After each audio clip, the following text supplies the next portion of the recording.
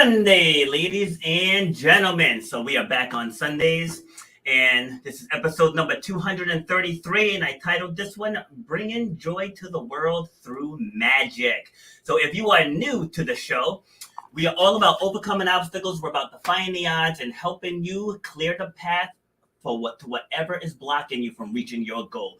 Whether it's personal goal, professional goal, doesn't matter what it is, the grind is the same. No matter what it is you're trying to accomplish, the grind is the same.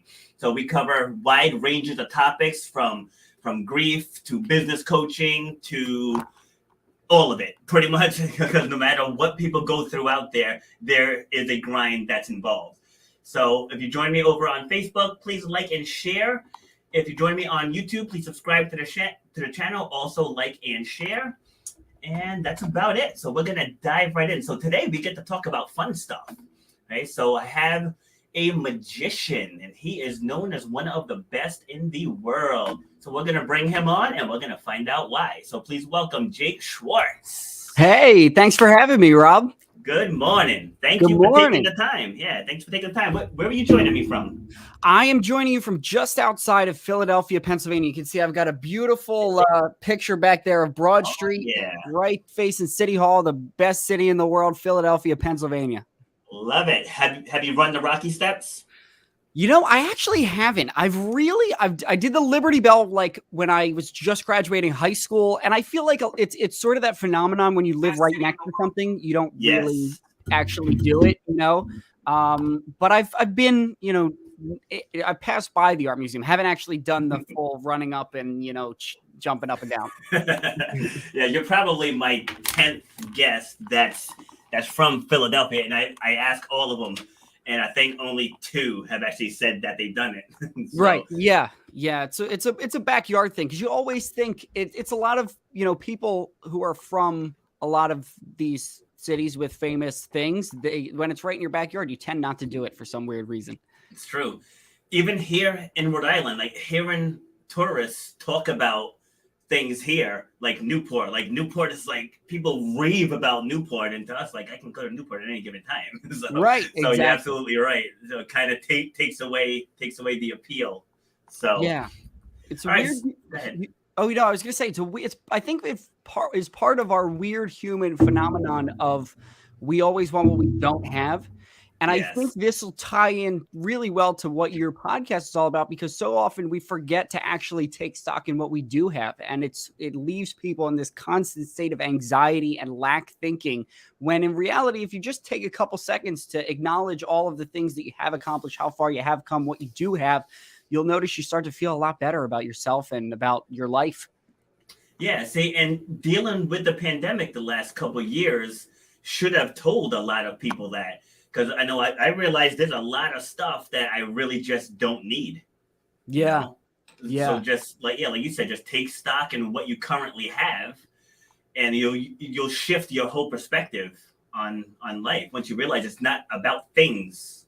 Right. Yeah. I really missed the people. I really did. That was the first time I've had one real job besides magic in my life. And that was when I was maybe in middle school or high school or something like that. But I've done magic since I was 16. So, and this, when everything shut down, was the first time that I couldn't do magic. And that was really, I missed the people. I hated having to walk out and I remember the grocery store was like a war zone. Like everybody was like on edge at the grocery store. It's so true. Don't pass me the wrong way. Don't walk by me the wrong way. And it was just crazy. And that was the first time in my life I couldn't do magic shows. And I just missed that, you know, togetherness that a magic show can give to people. And I missed being on stage, and I missed connecting with new people. Yeah, so let's backtrack. So let's talk about how you got into magic, because then I want to revisit that just to go a little deeper into how that affected you, and then how you were able to pivot and get through it. But first, how'd you get started? So I started magic in a really not usual way. And I say that with the fact that no one gets started in magic in a usual way because it's a weird thing to do. But I started when I was 2 years old. I was a super picky eater as a little kid. And so my parents would always ask me to make my food disappear to try to get me to eat. And when I would eat, they'd go, "Oh, wow." And they'd freak out. And I kind of, at that age of 2, fell in love with being able to give that feeling to them. And really since then, I've been doing magic. And when I was a little kid, all of our relatives and family friends, they knew when you were coming to the Schwartz household, you were going to get a show. And I would, make my little crayon tickets, and I was always doing shows. But that's how it all started at 2 as a picky eater. Love it. So now, same thing, very similar, completely different industries, but you get the same rush. Like when I'm in the gym and just watching people, turn on their light switch. Most people don't start the gym because they're feeling great about themselves. Right. So it's like, typically it's because they're at a low point. Sometimes they're coming out of a divorce or something along those lines, or they just let themselves go. They're not playing sports anymore. So like they're usually in a low place. And then just watching that confidence grow, like gives me that same feeling that you feel with getting that wow factor. Yeah, absolutely. And I just wrapped up this tour for the past couple months. That was like late February through early May. I was touring, and I couldn't go to the gym. And for me, when I don't go to the gym, I lose weight, which I know for a lot of people is very frustrating to hear. But it's like you just pissed off a bunch of people. I know. It's the skinny person's problem, I guess, or the skinny guy. I was always the skinny kid growing up, and so, but I'm trying to bulk up, and so for me, just like how it's hard for a lot of people to lose weight, it's that same struggle. But for me, I'm trying to gain weight, so I'm not such a twig. And but the reason I bring this up is because one of the things that I noticed in the gym is how everything sort of melts away. And for me, I'm thinking about magic all the time. I'm never not thinking about magic. Even when I'm in a conversation with a random person, you never know when something's going to be material. And that's just how I look at the world. It's a blessing and a curse that I really can't turn it off. I don't know how. But when I go to the gym, that's like the one, hour per day where I'm not thinking about magic. I'm just working on me. And that is sort of peaceful, as intense as, the drive is to put up more weight and to, do these intense movements that are super intense for a couple seconds and you rest and you do it again. But it's super peaceful because it's that 1 hour a day where I don't want to say that I don't have to be, but I'm not thinking about magic. I'm just thinking really about myself, which I think that's important. We all need those times. Yeah, and I feel like a lot of my clients feel that way as well. Because same thing when the gyms were closed. Yes, we switched to virtual right away, but it's just different, Right. So I was able to keep them moving. Some people actually lost weight, during COVID because they were dialed into the virtual classes. Because I still did some pretty intense stuff with them, but they were missing that togetherness of being there and everyone working on themselves.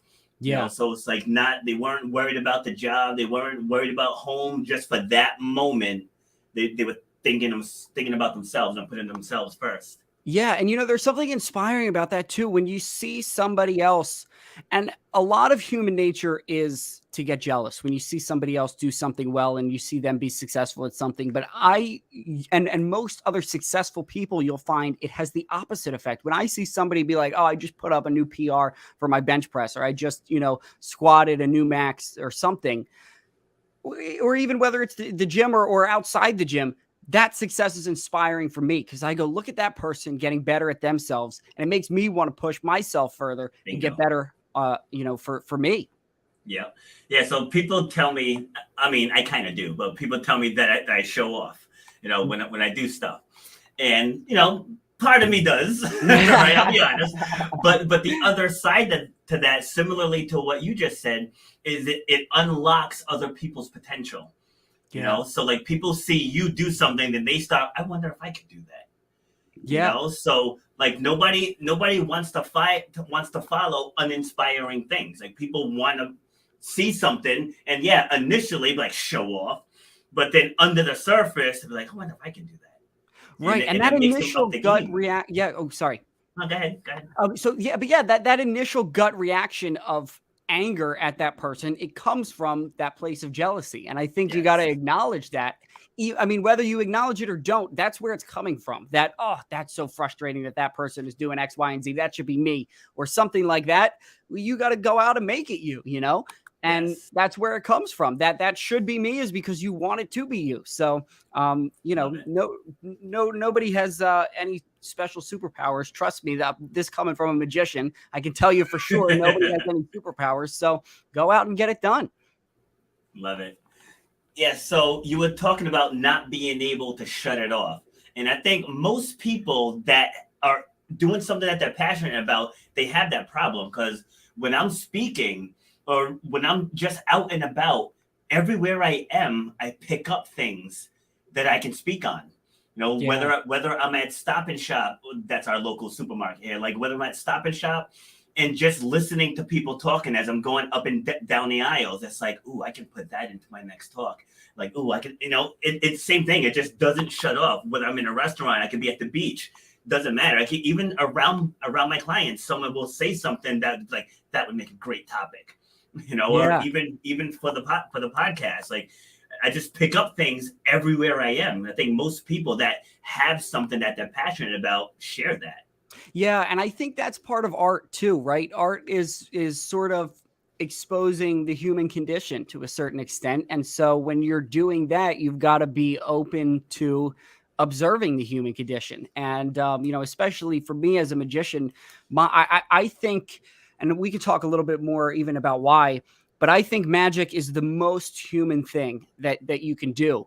And to do magic is to understand, or at least to try to understand, what it means to be human. And in that pursuit, you're always observing people in sort of a different way. Like, what makes them do that? Why are they doing X, Y, and Z? And that's part of the fun of it for me, at least, because that not only helps me fool people, but it also, like you said, gives me material. Sometimes if I have somebody who, a friend, the other day, actually, I just went I did a live on Instagram with a magician friend of mine named Max Davidson. And we literally just created this routine, like kind of on the spot. And the end of it, I was like, oh, this would be funny if we based a routine around this line that my other friend had said while we were out to dinner. And just little things like that you can pick up and go, wait, I think that would work on stage. And so it's fun, and it's a blessing and a curse for sure, because I do it all the time, but I also can't turn it off. So walk me through that, because you said that being a magician is like the most human thing you can do. So just explain what that means. Okay, so let me find, because I wrote down this whole thing and it was good, and I don't want to mess up my own thought, which I know sounds kind of stupid, but let me see. Okay, so here you go. Okay, so here we go. I had this thought one night. I was kind of in my house by myself, and I just had this weird epiphany. So magic is one of the oldest art forms in the history of the world. I think is a good place to start. There are hieroglyphs that depict people doing things like the cups and balls. And that's how magic started. It was a guy who would wait outside of the theater. And when the audiences in ancient Egypt would come out from the theater, he would be waiting there doing something like the cups and balls. And the idea was that person was getting you to bet on the wrong thing. And so in order to get you to put your money on the wrong thing so he could eat, he needed to understand how your brain works. And that's how you can take advantage of how that brain works. And so the human mind is a fascinating thing. And this is what I wrote down. The human mind is a fascinating thing. And the quest to understand it is exactly what separates humans from the rest of the animal kingdom, right? It's our own awareness of ourselves that is what separates humans from every other animal. And is because of that I believe in the inevitability of a people who obsess over the human condition and learning how the brain works. They obsess over finding ways to manipulate the human brain to convince it of something that is not really there. The people I'm describing are really magicians and also politicians. And this is why I feel that being a magician to a certain extent is what it means to be human, because once you get to that point of you're aware of your own mind and you're sort of aware of yourself in a way that's different from the rest of the animal kingdom, the next step is to figure out, okay, well, what is this? I'm aware of it, and you need to look more into it. And that's what a magician does. I love it. Great breakdown. And almost every industry does that. Like marketing, there's science behind it. Almost everything out there, there's some type of mind manipulation. Like the way Walmart sets up their aisles, the way when I'm doing a sales presentation, there's a science behind it to take that person to want to take action. Like once you understand that and what moves the different personality types, it's not sales anymore. You're not trying to sell them something like that. It's like, I'm trying to match what you want, my program to what you want. It's like, that's what's happening here. And that's such a better way to think about it than I think most salespeople do. And it goes back to that idea that you're sort of always selling no matter what you do. Yeah. But then to look at I think most people, and the most common misconception is that people look at sales as something that you get. You get a sale. But in reality, it's the other way around. A sale is something that you're giving to somebody else. You're providing so much value to that person that they're willing to compensate you for it. Yes. And it's that switch in the mindset, I think, is such a big deal that most people don't think about. They think about it as something for them. But if you really want to sell and you want to be good at selling, or even if you want to just be good at relating to other people, you need to think about, what can I give to this person rather than how do I get them to be my friend, to give me money, to go on a date with me, and on and on. Agreed. All right. So take me through the best show you've done. Oh, that's a good question. I don't know. I don't know if I have a number one show that I've ever done. I will tell you, see, it's funny because most people usually ask me about my horror stories. So I've got a ton of those right in the chamber, as most performers do. But I'll tell you, I don't know. The best show I've ever done. Let's come back to that. I'm going to think about that. I don't know if I have a number one, because a lot of times, like, people will ask me what my favorite trick in my show is. And the way that I always answer that is it's your favorite. Your favorite is my favorite. Whichever one resonates with you the most, that's the one that's my favorite. And because, every single routine, every single message, joke, trick, bit, on and on has a different resonates differently with each person. And so I've had people, and that's the best part of my job, when people come up to me and they say, oh, that trick when you did such and such, like, I really related to that because I was going through something similar. Or, oh, when you did such and such, that really resonated me for XYZ, or I thought this was so funny, or I thought this was that. That is the best part of my job, just to know that you've been able to reach somebody on some level and connect with them in a way that, maybe they weren't expecting, or maybe they, really hadn't connected to somebody in that way before, is so gratifying. See, and why I asked that question is because you said it yourself. We always have the horror stories right then and there. Because, like, if someone asked me, who was your favorite podcast guest? Like, same thing. I'd be like, everybody has a unique story. You know? So it's like, I mean, there were some guests who were more dynamic than others. Like, I had this woman, Carlika, like, her personality is off the charts, but I'm not saying that her episode was more impactful than someone else's, so, like, I would definitely struggle answering that question too. So, all right, so take me through some of the horror stories then. Well, actually, I did just have a thought about it. It wasn't a full show, but it was a TV spot that was probably my favorite TV spot that I've ever done, that I'll tell you about. But also, Rob, look, if you want to rank me as the number one podcast guest ever, like, it's all right. You don't have to build to it. You can just say that, okay? Love it. But, all right, so I'll tell you the quick story about my favorite TV spot that I've ever done, and then we can get into the horror stories because those are fun too. So I was in college. I went to Penn State, and I had turned 21 on a Sunday, I think. Yeah, it was a Sunday. So I turned 21 on Sunday. I'd gone out that Saturday night. You know what happens when you go out for your 21st birthday. I don't need to tell you or anybody listening, but and so I woke up late Sunday on my actual 21st birthday. I'm so hungover, and I watched the Super Bowl. And then, because my birthday's in February, so my 21st was on Super Bowl Sunday. And then that Monday, I drove from State College down to Philadelphia for a TV spot on one of the big stations here, Fox 29. And I did this Super Bowl magic trick. And I still, to a certain extent, don't know how I pulled it off, because I turned 21. Like, you did that with a hangover? Yeah, I was so hungover. I drove 3.5 hours all the way down to Philly, filmed this spot, somehow looked alive, and had a great spot. And it was a great trick. It's on my website. You can check it out, jacobspades.com.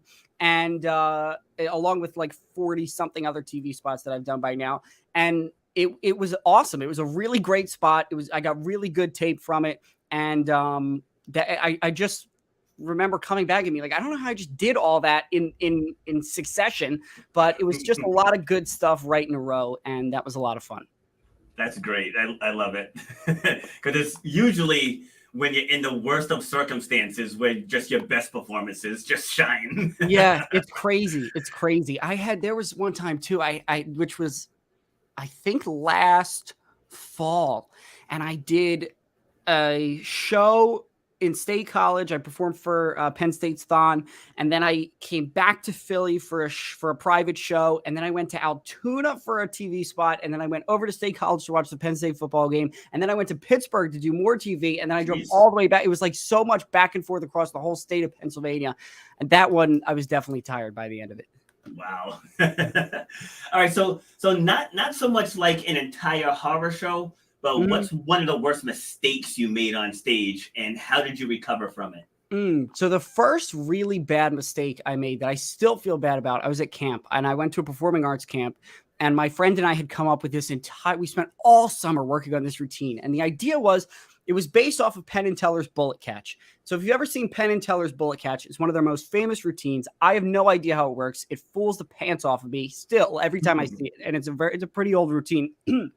And the idea is Penn and Teller divide the stage or the theater in half. There's a big like red line running through the center of the theater and the stage.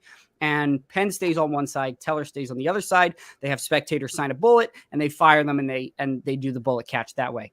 And so we were going to do something similar. Obviously, we were at camp, so we weren't using guns, but we divided the stage in half, and that was the whole point. I was going to stay on my half. He was going to stay on his half.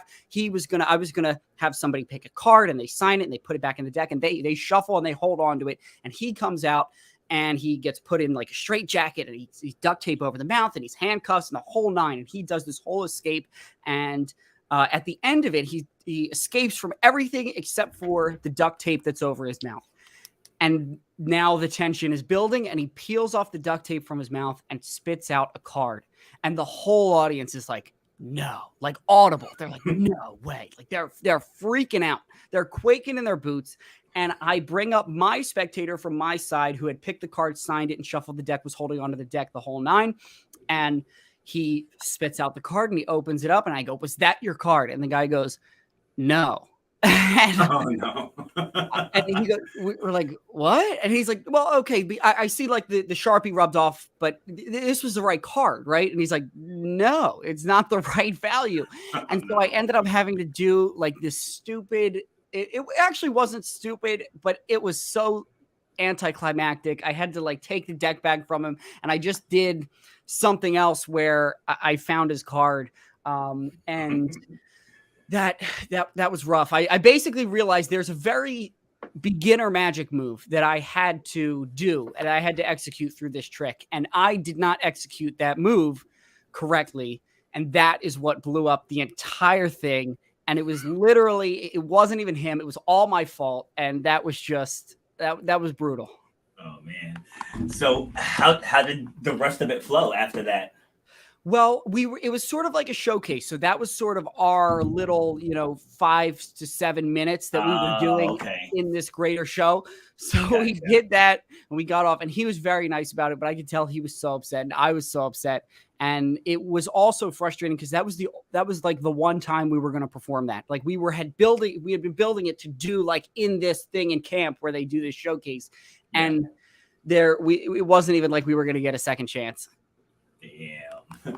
What's the largest crowd you performed in front of outside of TV? I know TV had millions. Well, so I just wrapped up a tour with the Savannah Bananas baseball team. They're sort of compared to the Globetrotters in the sense that they do a lot of really crazy, cool stuff during their baseball games. In fact, there's a docu-series coming out about our tour called Bananaland on ESPN Plus, which is going to air, I think, any week now, pretty soon. The first episode will come out. But I just did this tour with them. We did a magic show and a baseball game at the same time. Nothing like it has really ever been done before, which is why it was so much fun for me. And we did stadiums all over really the southeast of the U.S. And Birmingham was special. Birmingham was the oldest ballpark in America. And, 150 something or 70 something Hall of Famers have played on that field. And there were 10,000 people there, sold out, packed to the brim. And it was amazing. It was really, really cool. Love it. All right, so let's go back to the beginning. So when you started, you said you were 16. So how did you start to get yourself out there?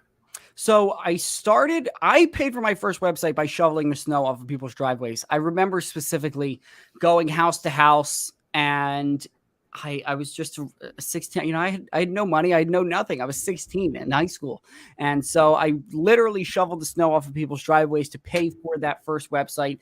And it started with a lot of friends who were really kind to me. And they, hired me for their this or their that, or, said, got my name out there, that kind of thing. But ultimately, for me, when I started booking more shows, I had to learn how to cold call.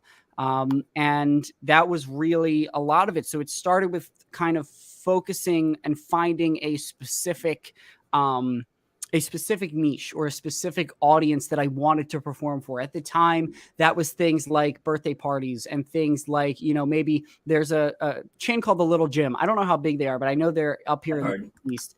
And, they performing for little gyms, performing for, camps and elementary schools and things like that, just to be on stage, just to do something. And, that was really it. That was how I got started, was just putting my name out there, really trying to be nice and also doing the best show that I possibly could. I needed, it's important, especially when you're starting a business, when you provide a service to people like I do, they need to leave being impressed by that service. Otherwise, things kind of get a lot slower. They slow down after that. So it was working on the show, finding my voice, finding my character, finding, the things that I wanted to say and how I wanted to say them and how I wanted to appear. And, even looking back on those pictures, it's totally different now than it was then, as it should be, because I'm a person and I grow, and that's how it should be. But that's really how it all got started, was those cold calls, learning how to talk to people, learning how to put myself out there. So at 16, what types of tricks were you doing? And then how did you advance to the things you're doing now? Well, at 16, I was kind of trying a bunch of different stuff, because when you first start out, you don't really know what works. And so I was doing kids show tricks, and also for magic, it's also kind of weird because there's a balance between, what do I want to bring to this show, and then, what are the tricks that I actually want to do, because it can be a lot when you got to bring, your tables and your props and your all that kind of stuff. So I was doing, I think probably back then, I would say I was doing a lot more card tricks, because that's how I really got started.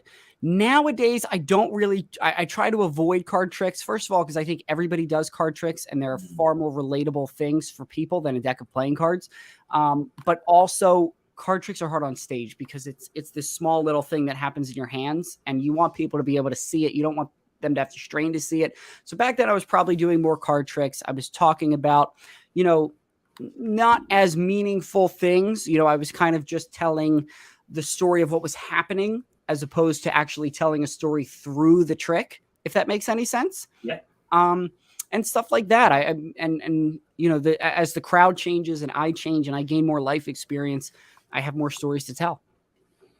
Yeah, I love that telling the stories through magic, because seeing the tricks is cool, but like when you add a story behind it, it just, you've said the word a couple of times already. It just definitely makes you connect more with the magician. Like I watched a woman on I think it was Britain's Got Talent. I want to say she went out and she did just the most phenomenal thing. I don't remember what her name was, but she did such a phenomenal job. Like I started binge watching her because no one could figure out how she was doing what she was doing, and she didn't say a word the entire time. Yeah, she still pulled like that off. Too. It's crazy how you can not say anything but tell a whole story. Yes. Yep. Oh God, that's awesome. All right. So without giving it away, yeah, because I know you said earlier that you don't really have a favorite one. So which one gives you the biggest pop? So it's actually the trick that I did on that spot after my 21st birthday. And I do a slightly different version on it on stage now, where it's a trick that uses a football jersey. And I have somebody, I get some pieces of information from the audience. I have the audience volunteer some pieces of information, some numbers and some names and things like that. And the long and short of it is those things are, there's a package in the audience. That package is opened up and it's a football jersey. And on the back of it, it has that information on it that was just given to me from the audience. And that is something I love because I'm a big sports guy. I'm from Philly. We're passionate about our sports. Yeah, you are. And I love sports. I really do. And as a magician, those worlds rarely meet because nobody gets into magic because they're freakishly athletic. It just doesn't happen. Okay. The only exception would probably be John Dorenbos, but even he did, like, his reasoning for magic isn't because of his athleticism.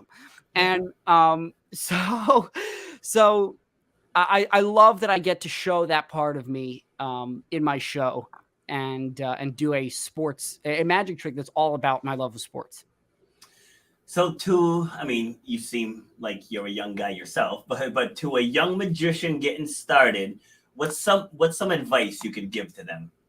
Well, my advice would be to show people magic. Magic is, magic in a vacuum doesn't really exist. It only exists in the mind of the person you show it to. So whatever you're learning, whether you're just starting out, whether you think find stuff that you do think is cool and show it to other people. That would be my advice. I would also say, magic is the second most published about profession in the history of the world. The only profession with more published works on it than magic is the medical profession. So, and magic is a lot more fun than being a doctor, I think. Although both are important, but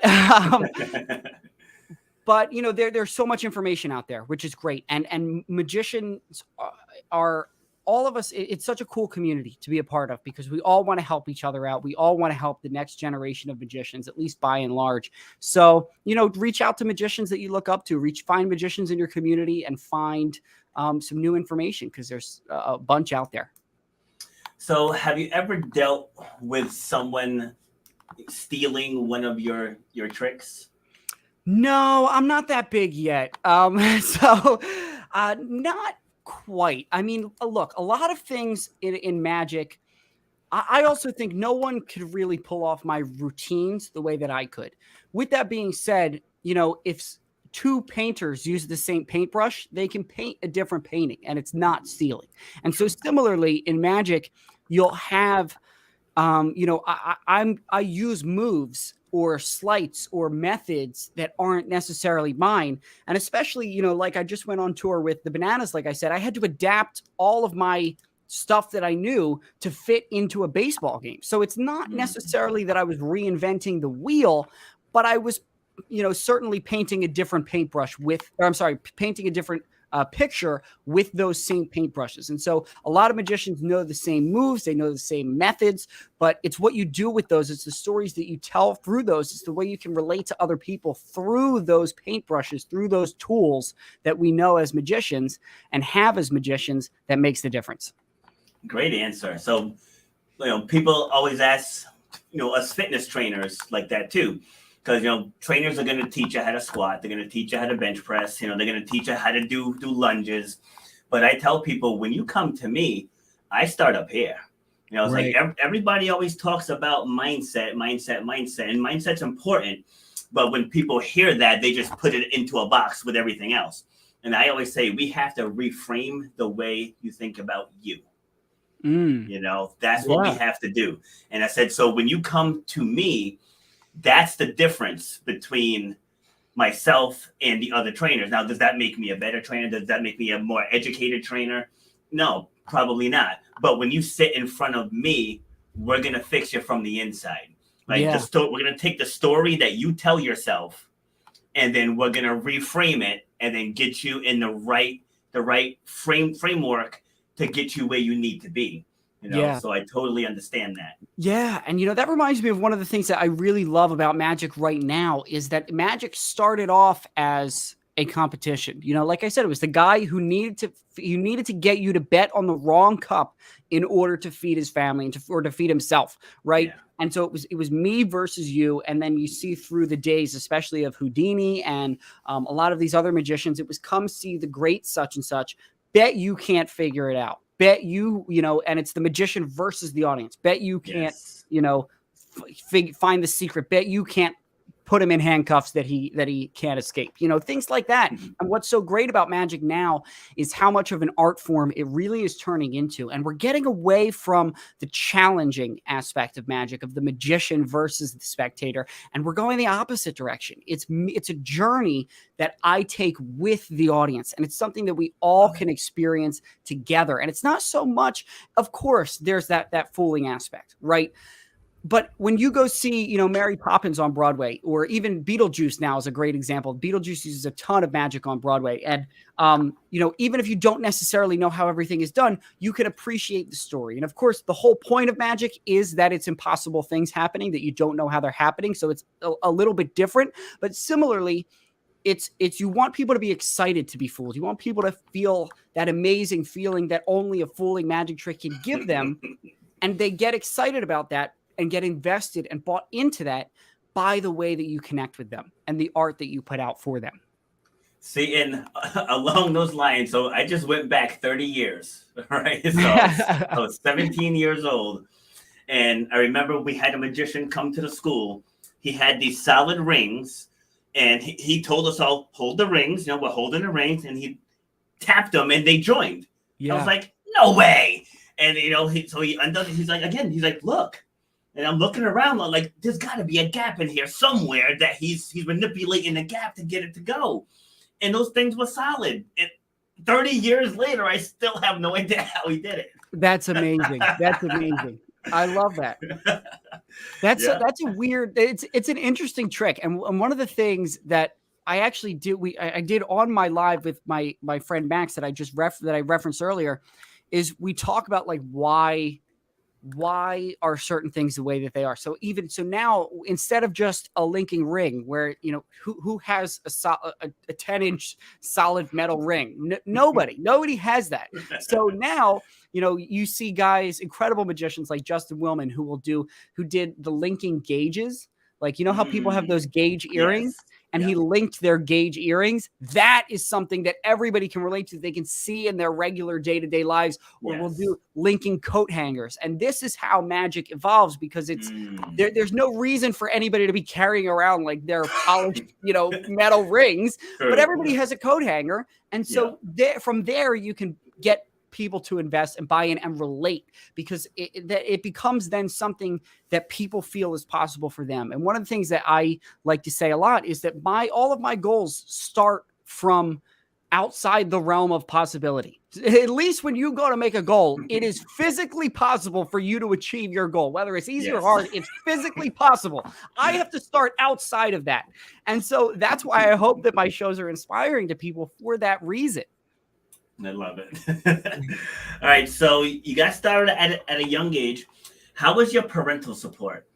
It was really good. It was great. I was my dad's dad I keep going back generations. We're going to start with my dad's dad. And he was a guy who earned and deserved respect in a lot of different ways, but he went to work and lived for 5 p.m. and he lived for the weekends and he hated his job and he did his time and he went to work so that my dad and his sister and my grandma could eat. And that's really what it came down to. There was nothing more about that. And he dreaded waking up in the morning, but he loved coming home at night. And so my dad saw that and kind of didn't want to be like that, didn't want to have that for himself. And so he became a chiropractor despite a lot of people telling him that that was not realistic for him. And he grew a pretty big practice here in Philly.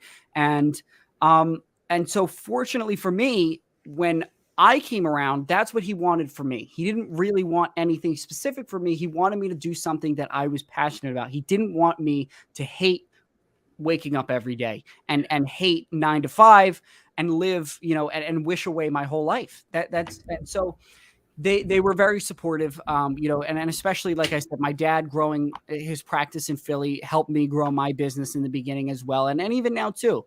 And so I'm very fortunate that they were so supportive, because I really think if they weren't as supportive as they were, I wouldn't be doing it. I would be somewhere else doing something else, hating my life.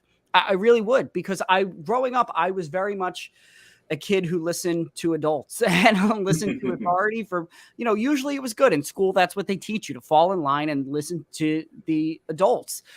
And so I think had they said over and over again, over an extended period of time, this isn't good. This isn't smart. This isn't reasonable. This is a stupid idea. Magic will never work. Do something else. I probably would have listened, and I would have been really, really unhappy as a result.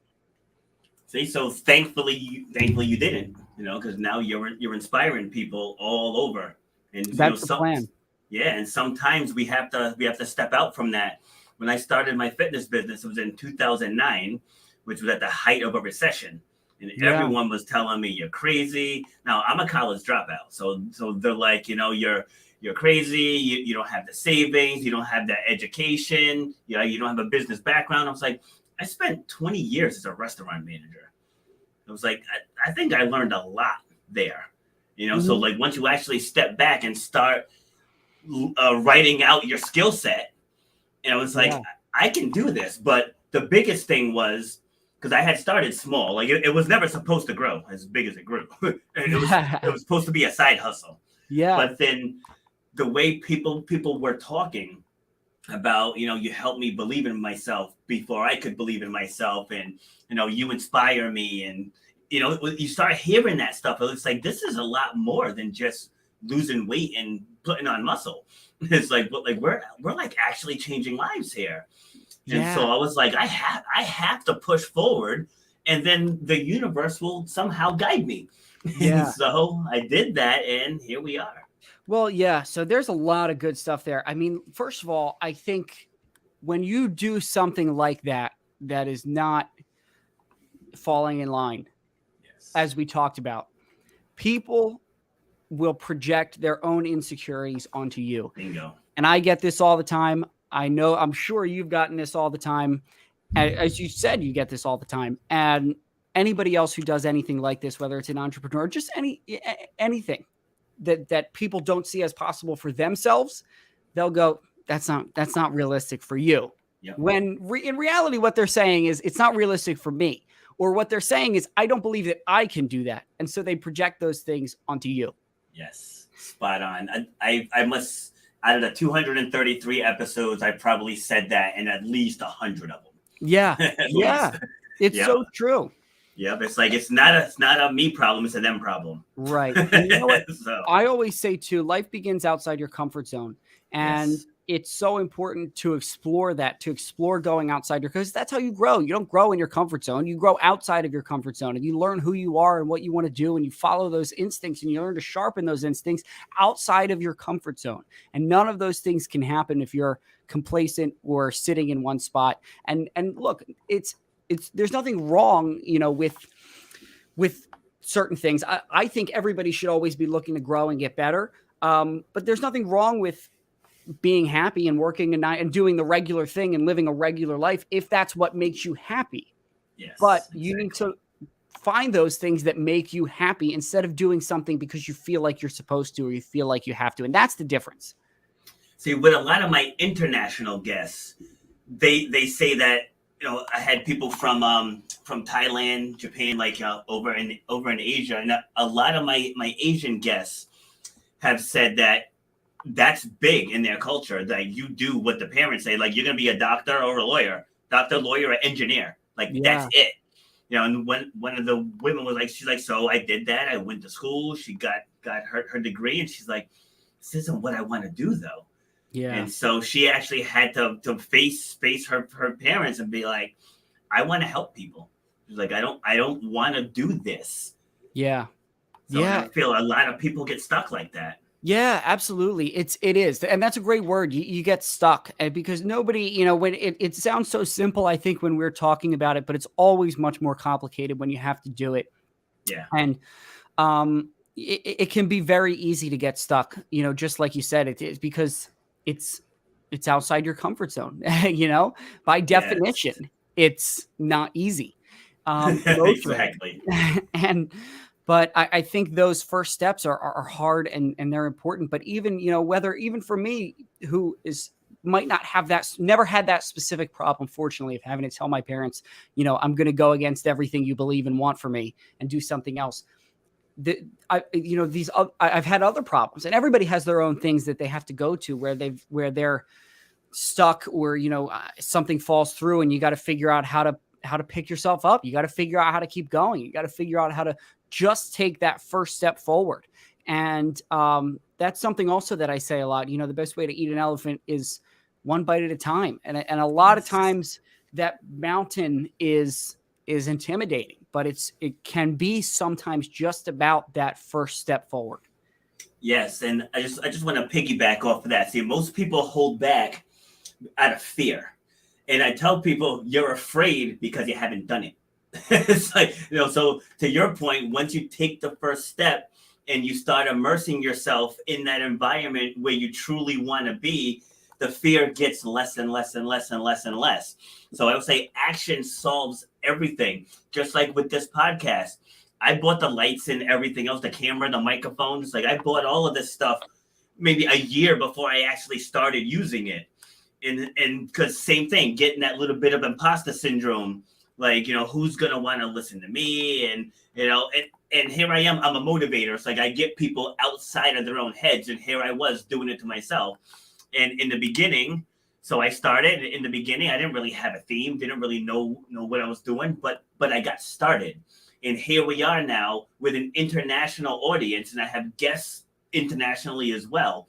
But in the beginning, I was letting that fear hold me back. And now I'm teaching other people how to get into podcasting. So I was like, once you start, the road gets so much clearer.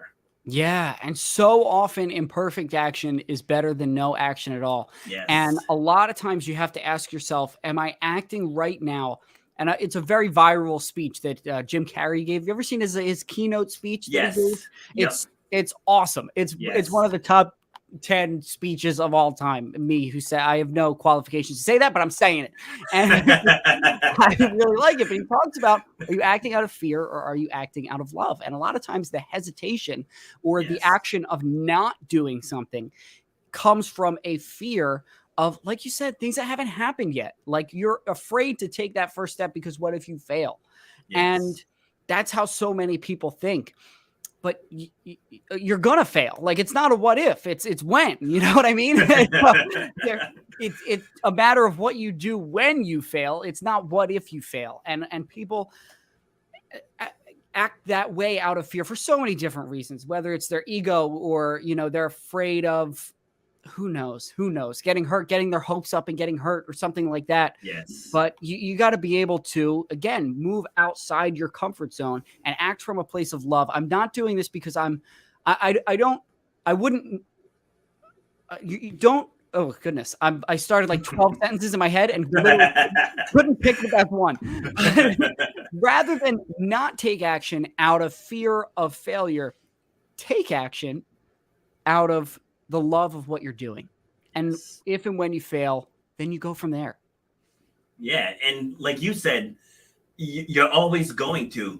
And I actually did an entire episode with a guy who's a failure. What do you call himself? What's called my failure coach? And it's not a failure unless you stop trying. That's the only time it's a failure. So like I was trying to do insurance at one point, and then I just stopped because I'm like, this is awful. It's like that's not. I wasn't built to sell insurance, so I tried it. It didn't work. I moved on. I thought about real estate. That's not for me either. Too much paperwork. Just too much time to be closing sales and all that. Like that doesn't work for me. Tried it. It's not for me. Not a failure. It's not like I failed at real estate. It's like, no, that's just not for me. And then even in fitness, I had to move the gym 7 different times. You know, I had to go out to learn all the things I didn't know. I had to learn marketing. I had to learn branding. I had to learn how to market fitness, how to sell fitness. Like there were things I had to learn. But when I got started, I didn't know any of that. I just knew I could make people feel invincible. I was like, and that's something that no one else can teach me.